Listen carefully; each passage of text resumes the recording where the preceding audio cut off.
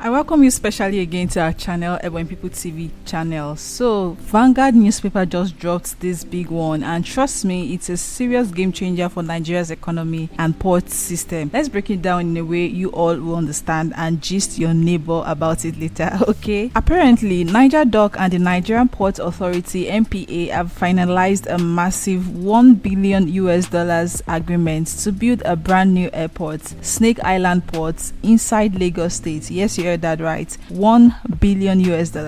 This new port will be located on an 85-hectare site inside the Snake Island Integrated Free Zone. And it's not just some basic port. It will feature 3 massive terminals and serve as a multi-purpose port, helping to decongest Apapa and improve cargo movement. Now, let's throw it back real quick. If you can remember, in 2023, the Federal Executive Council gave the green light for this project. It's part of the government's broader plan to drive serious infrastructure development, and the concession is for 45 years with possible extension. According to Mahar Jamakani, the chairman of Nigerdock, this whole Snake Island port idea is a landmark collaboration between the federal government of Nigeria and Nigerdock. He believes it will attract serious foreign direct investment and position Nigeria as a boss in international trade. Oh yes, and honestly, that's the kind of bold energy we need in this country. The new NPA boss, Dr. Abubakar Danshoho, also added his voice during the signing ceremony. He said the agreement shows just how serious the government is about boosting port capacity and regional competitiveness, especially in the maritime sector. And guess what?